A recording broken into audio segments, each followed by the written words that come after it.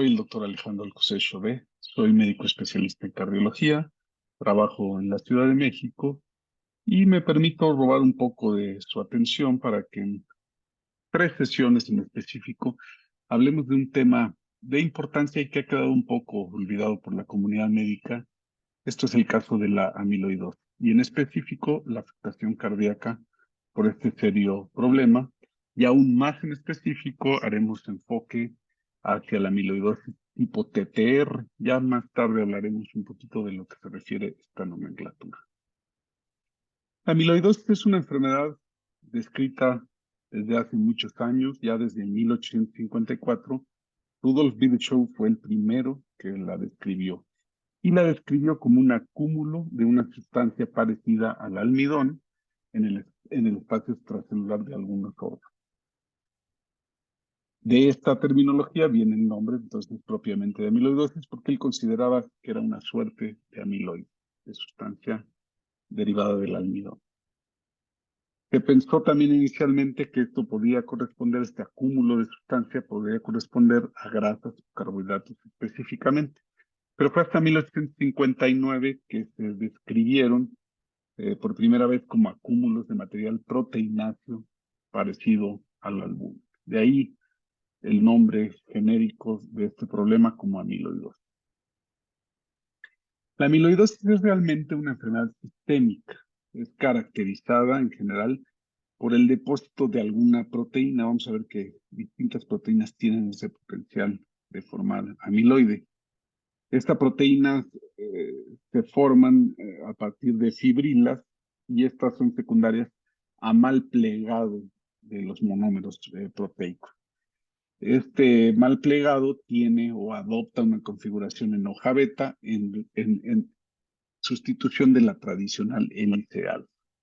Y el acúmulo de la proteína puede llevarse a cabo en regiones perireticulares o alrededor de fibras de colágeno en el intersticio.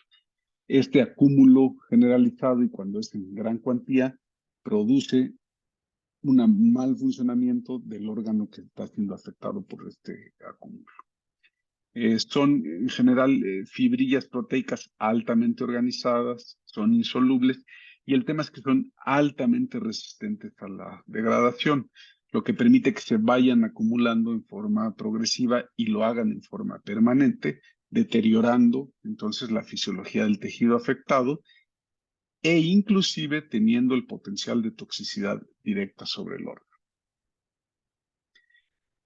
Se han, como decíamos hace rato, identificado varias proteínas con potencial amiloide. Básicamente 36 es lo que se ha logrado identificar hasta el momento. 17 de ellas tienen la capacidad de producir amiloidosis sistémica, es decir, se produce el amiloide en un órgano específico, como puede ser el hígado o la médula ósea, pero se deposita en muchos otros órganos alrededor de toda la economía del organismo. También hay proteínas que tienen una producción local. Esto se le llama amiloidosis local y estas directamente se depositan en el órgano en el que son producidas. Quizás la forma más común de amiloidosis es la amiloidosis secundaria a cadenas ligeras. Esta constituye el 70% de los casos de amiloidosis. Y generalmente esta es la que se asocia típicamente a gamopatías monoclonales o a mieloma múltiple. En general, los mecanismos de producción del amiloide, pues, dependen de una gran producción inicial de proteínas que tienen potencial amiloidogénico y en algunos casos esta producción de amiloide es secundaria a mutaciones específicas. Esto le confiere a la proteína mayor proclividad al mal plegado. La proteína generalmente son monómeros que deben de unirse en tetrámeros y vamos a verlo un poco más adelante, una explicación más clara, pero al producir esta proclividad a no formarse los tetrámeros hay un desdoblamiento de las fibrillas y esto produce a la larga acúmulo de estas proteínas unidas en forma fibrilar. puede existir también una tendencia intrínseca de la proteína. Esto es a lo que se le conoce como el tipo wild type o el tipo salvaje, por la traducción del nombre en inglés. Recordemos eso porque lo vamos a estar mencionando con frecuencia. Esta forma de amiloide es una forma en la que la proteína no se afecta por una mutación propiamente, sino por algún mecanismo de envejecimiento que produce este mal plegado de la proteína. Entonces, generalmente son dos mecanismos específicos. El mecanismo por mutación y el mecanismo espontáneo, llamémosle así, asociado a envejecimiento de la proteína, que es el wild type. En cuanto a la nomenclatura de la amiloidosis, es importante porque la vamos a estar utilizando frecuentemente, entender que la letra A en las siglas, cuando hablamos de los diferentes tipos de amiloidosis, representa básicamente a la enfermedad de amiloidosis. Y se sigue por la siguiente letra, se refiere a la proteína fibrilar específica que está produciendo el problema. En el caso específico de las amiloidosis que cursan con cardiomiopatía, la vasta mayoría de ellas son de dos tipos. La AL, que quiere decir amiloidosis por cadena ligera, esta es la que ya hablamos, que frecuentemente se encuentra en el mieloma múltiple o en la gamopatía monoclonal. Y la otra es la TTR, de la que haremos mucho más énfasis en el resto de las charlas. Esta se debe, TTR se refiere a las siglas de la proteína transterritina. Esta proteína transterritina también es conocida como prealbúmina y es una proteína que se encarga básicamente del transporte de tiroxina y de retinol o vitamina A.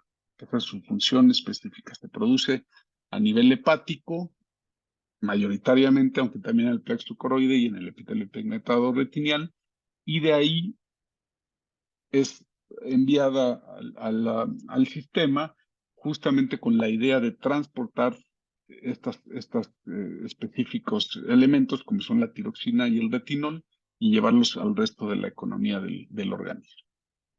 A este tipo de amiloidosis se le conoce entonces como ATTR. Entonces, A por amiloide, TTR por transterritina. Hay otras causas o hay otros tipos de proteína que producen amiloidosis y que tienen afectación cardíaca. Las mencionaremos para tener conocimiento de esto. La primera de ellas es la tipo AA, que se refiere al amiloide acérico. Esta es la que tiene o se sospecha que tiene asociación con enfermedades inflamatorias crónicas como la artritis reumatoide, la espondiloartritis, el CUFI, las infecciones crónicas y la fiebre familiar mediterránea, entre otras causas inflamatorias. Y otro tipo de amiloidosis que también puede producir afectación cardíaca es la amiloidosis secundaria al deterioro o al mal funcionamiento de la apolipoproteína A1 o de la ApoA4. Son otras causas entonces de afectación cardíaca. Y vamos a entender en este video más o menos cómo se produce la afectación por ATTR. La transterritina ya dijimos que primordialmente se produce en el hígado y su función es transportar retinol y tiroxina.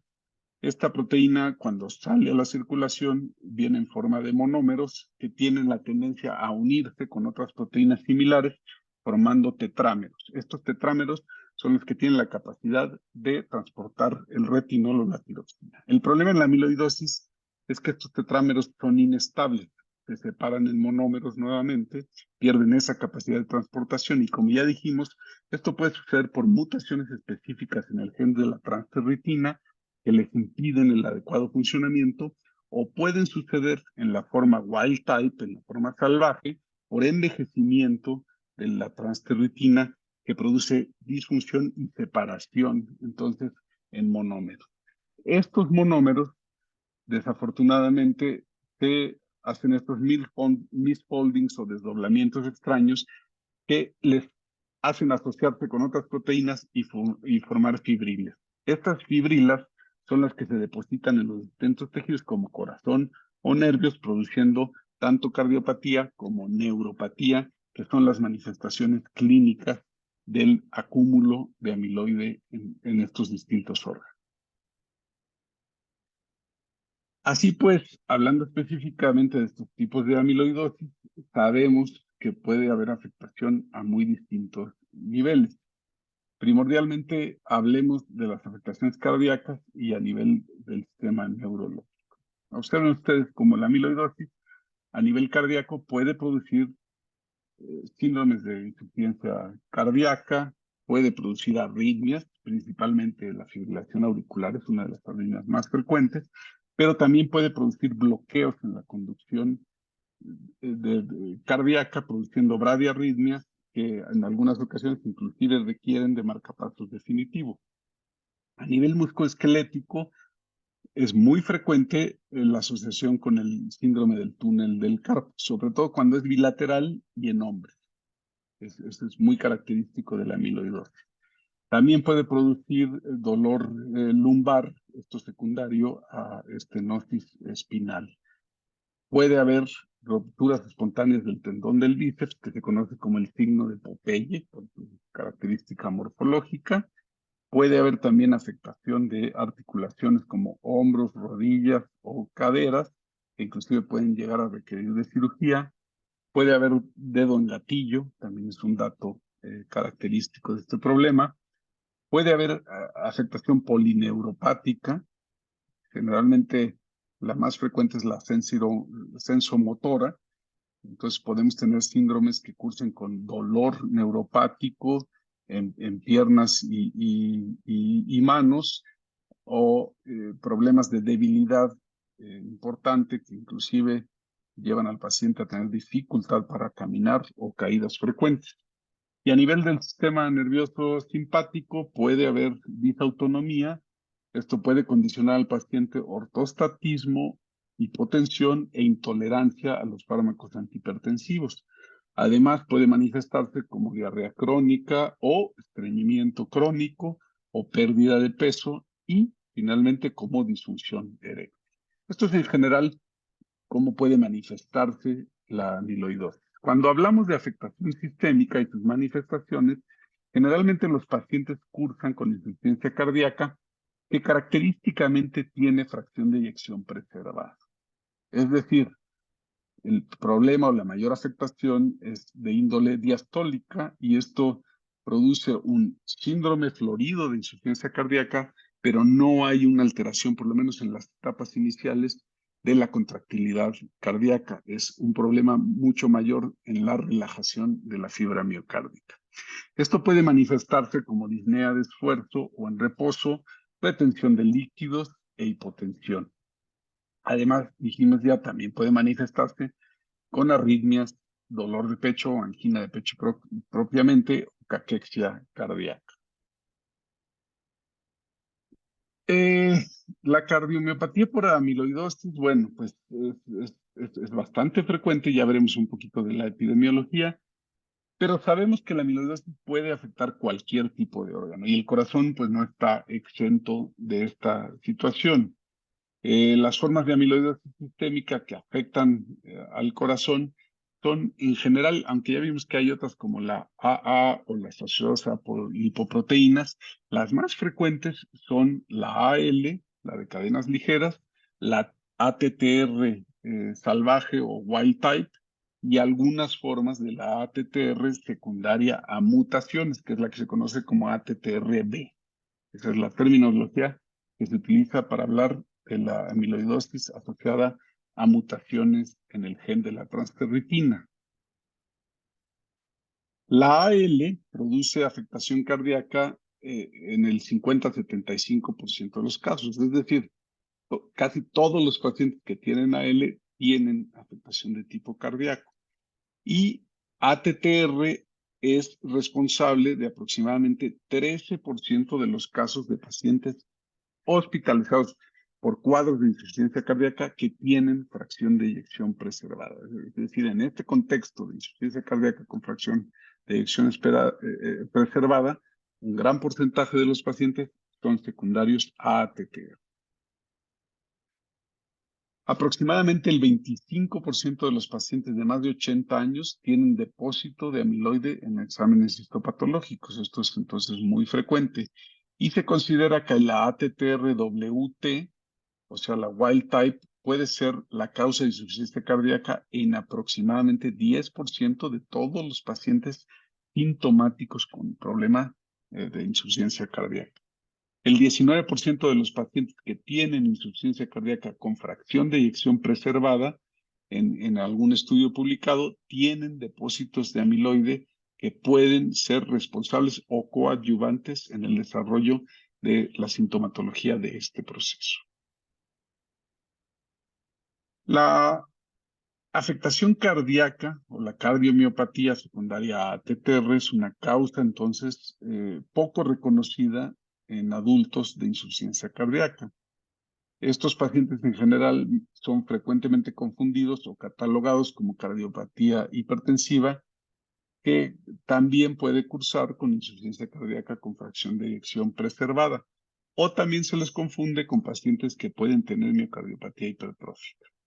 Este tipo de confusiones llevan a retrasos que son extremadamente frecuentes o casi universales en el diagnóstico de este problema y, por supuesto, en la instalación de los tratamientos efectivos. Actualmente, si tenemos este conocimiento de la enfermedad, podemos tener una sospecha diagnóstica mucho más alta y podemos detectar la ATTR en forma más temprana. Inclusive, ya lo veremos más adelante en la segunda sesión, sin la necesidad de hacer biopsias a nivel cardíaco. Esta ATTR, esta cardiomiopatía asociada a ATTR se documenta con una prevalencia alta, ya dijimos, hasta 13% de los pacientes con insuficiencia cardíaca de fracción de eyección preservada pueden tener esta etiología. Y otro grupo de pacientes interesantes son los pacientes que tienen estenosis aórtica y a los que se les ha implantado una prótesis percutánea conocida como TAVI, que hasta en un 16% de los casos tienen asociación con esta ATTR, esta cardiomiopatía por ATTR. Y hasta en 40% de los pacientes de alto riesgo de poblaciones afrocaribeñas con falla cardíaca y que tienen hipertrofia ventricular, es posible que sospechemos al ATTR como etiología del problema. Otra cuestión interesante que se ha asociado con el desarrollo de ATTR es la que tiene que ver con la proteína fijadora de oloretinol, que se conoce por sus siglas como RBP. Esta es una de las proteínas que se encargan justamente de estabilizar al ATTR en su forma tetramérica. Es decir, cuando hay ausencia de esta RBP, es probable que la forma tetramérica se desestabilice y forme monómeros. Estos monómeros, como ya vimos, son los que predisponen a la formación de las fibrilas proteicas. Entonces, esto sugiere que cuando existen niveles bajos de RBP, esto puede ser un factor para el desarrollo de cardiomiopatía por ATTR. Y ya vimos también que la desestabilización de los tetrámeros puede ser consecuencia eh, de mutaciones o del proceso de envejecimiento, que es el que se da en los casos de ATTR wild type. En el caso específico de la ATTR-WT, la wild type, la cardiomiopatía producida por este problema, la presentación general es en edades mayores a los 60 años, ocurre con mucho mayor frecuencia en hombres que en mujeres. Existe una afectación cardíaca en aproximadamente 90% de los casos que tienen esta variedad. Es decir, encontrar cardiomiopatía en pacientes que tienen ATTR-WT es prácticamente un hecho.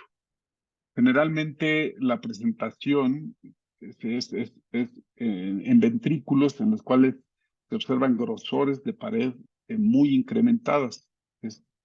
Inclusive este grosor es mucho mayor que lo que se presenta en otros subtipos de amiloidosis con componente cardíaco, como puede ser la AL o la ATTR-B inclusive.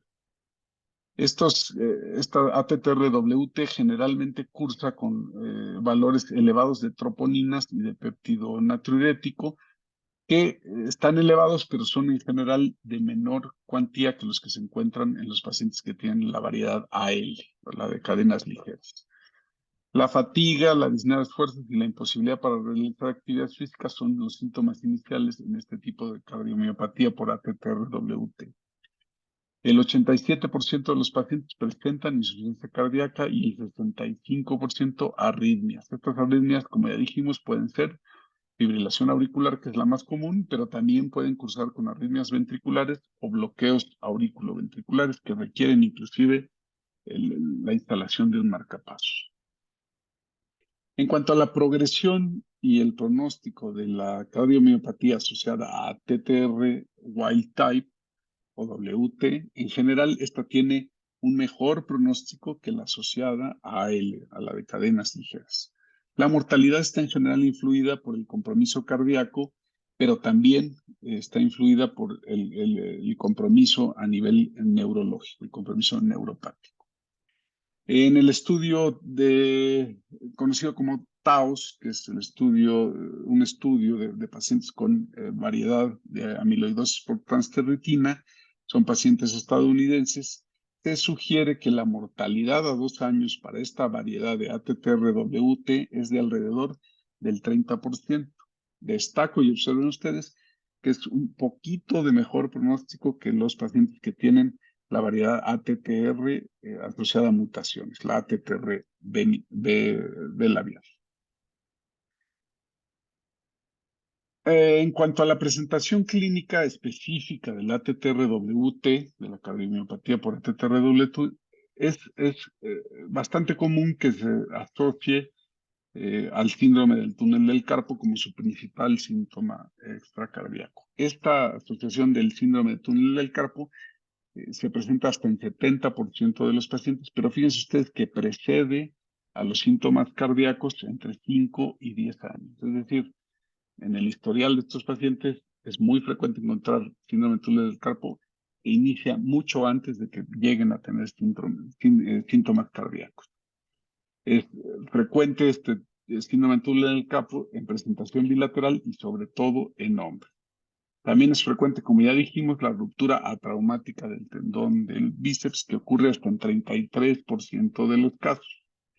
Y el dolor neuropático, la hipotensión ortostática y el engrosamiento de paredes cardíacas de origen incierto después de los 50 años de edad deben de sugerir a la ATTR-WT como probable etiología de la cardiopatía del paciente. En los casos en que hay estenosis aórtica calcificada y los pacientes son mayores de 74 años, se encuentra 32% de los pacientes pueden tener acúmulos de ATTR adicionalmente y esto implica un deterioro en el pronóstico específico para ellos. Inclusive tienen un peor pronóstico aunque sean sometidos a cirugía de cambio valvular o TAVI, que es la vía percutánea de cambio de la válvula. A pesar de esto, tienen un peor pronóstico que los pacientes que no tienen ATTR adicional. En los casos de ATTR-B, de la secundaria mutación, a diferencia de los ATTR wild type, presentan síntomas neurológicos más pronunciados. Es muy común encontrar en ATTR-B polineuropatía axonal sensomotora, que esta se manifiesta como pérdidas de la sensibilidad y dolor en las extremidades inferiores con un patrón ascendente. Esto es una característica mucho más frecuente de la ATTR-B. Y si vemos en general las diferencias entre los dos tipos de cardiomiopatía, la de ATTR-B en la primera columna y la del wild type o WT en la segunda, vean ustedes que existen diferencias desde la edad de presentación.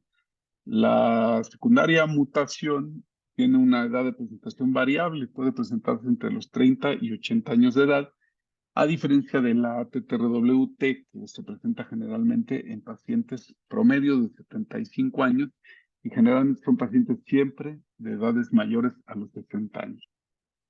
En cuanto al genotipo, no es normal en la wild type, porque ya vimos que es un proceso básicamente de envejecimiento, no está asociado a mutaciones, y en la TTR sí hay mutaciones, generalmente que son de un solo nucleótido.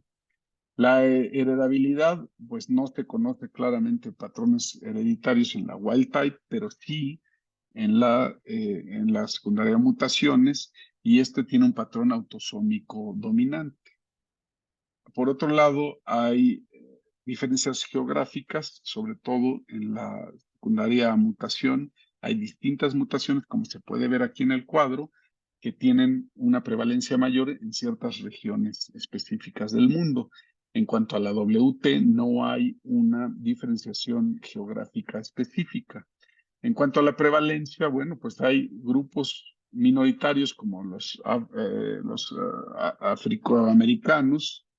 afroamericanos, perdón, que tienen hasta el 3.4% de su población puede tener este tipo de mutación específica que produce ATTRB, y algunas poblaciones como las del norte de la República de Irlanda, hasta el 1% de esa población pueden existir mutaciones como la que se observa aquí con este genotipo. En el caso de la wild type, de la WT, hasta 25% pues de la generalidad de la población vieja a la que se le hace autopsia, o de edad mayor a la que se le hace autopsia, puede tener algún grado de acúmulo de ATTR-WT. Hasta 13% de los pacientes hospitalizados, ya dijimos, por insuficiencia cardíaca con fracción de eyección preservada y que tienen adicionalmente engrosamiento de las paredes del ventrículo, si son sobre todo mayores a 12 milímetros, pueden tener ATTR-WT. 6 a 16% de los pacientes que son sometidos a cambio valvular aórtico tienen también la posibilidad de tener ATTR-WT, y en general cualquier miembro de la población de más de 75 años tiene la posibilidad de hasta 1 a 3% de tener asociación con o tener presente ATTR-WT. El pronóstico también es un poco distinto. La media de supervivencia después del diagnóstico del ATTRB es de 2.5 años, alrededor de 2.5 años, y para la ATT-WT es de alrededor de 3.5 años. Ahora, hablemos de puntos claves específicos acerca de la importancia de detectar esta enfermedad. El objetivo principal en general es poder detectar la amiloidosis en forma confiable y lo más tempranamente posible. En la medida de lo posible, poder caracterizar la extensión de la afectación y buscar el tipo específico de amiloidosis que está produciendo el problema.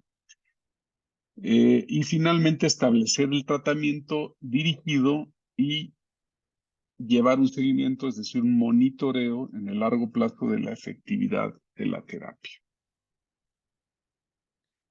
Y por último, en resumen, la sospecha de amiloidosis cardíaca debe de considerarse en pacientes que tienen aumento del grosor de las paredes del ventrículo izquierdo, sobre todo si son de más de 12 milímetros, y que no tienen hipertensión asociada, es decir, que tienen grosores incrementados sin tener una causa clara y específica de incremento o de hipertrofia del ventrículo izquierdo, como puede ser la hipertensión arterial, y asociado a esto, alguno de los siguientes puntos que enumeraré enseguida. Entonces, hipertrofia o crecimiento de paredes de más de 12 milímetros, más edad mayor a 60 años y síntomas de falla cardíaca en presencia de ventrículos de diámetros cavitarios normales, es decir, ventrículos que seguramente cursan con fracción de eyección preservada. En el electrocardiograma, bajo voltaje es muy característico, y la presencia de bloqueos atrioventriculares. En el eco transtorácico, derrame pericárdico, aumento del grosor del centro interauricular, miocardio hiperintenso, es decir, infiltrado, aumento del grosor de la pared del ventrículo derecho, engrosamiento de las válvulas, y un patrón en una técnica de ecocardiograma que se llama strain, que se conoce en inglés como apical sparing o como aislamiento de la punta, que ya veremos en la siguiente sesión en forma más específica para entender a qué nos referimos. También pueden tener los pacientes la presencia de macroglosia, pueden tener púrpura periorbital, sobre todo cuando hay traumatismos pequeños, ruptura traumática del tendón del bíceps, esto ya lo habíamos mencionado, el síndrome del túnel del carpo, sobre todo cuando es bilateral y en hombres, polineuropatía sensorimotora, estenosis espinal lumbar, es decir, dolor lumbar por esta causa, ortostatismo y disfunción eréctil y opacidad del vitrio y cambios pupilares patognomónicos. Si tenemos cualquiera de estos puntos, entonces, asociados a un paciente que tiene incremento en el grosor de las paredes del corazón en ausencia de hipertensión, debemos de tener una alta sospecha de que probablemente la amiloidosis es el origen del problema. Bueno, con esto voy a terminar esta sesión y en las siguientes dos sesiones hablaremos en la primera de ellas acerca del diagnóstico ya específico, cómo hacer el diagnóstico, qué estudios paraclínicos son de utilidad para diagnosticar amiloidosis, en fin, cómo hacer un abordaje integral para el diagnóstico. Y en la última sesión nos enfocaremos, como ya dijimos, al tratamiento específico de la amiloidosis. Así es que por el momento no me queda más que agradecer su atención e invitarlos a ver, a escuchar y a compartir las siguientes dos charlas de las que les he ya mencionado. Agradezco entonces muchísimo su atención.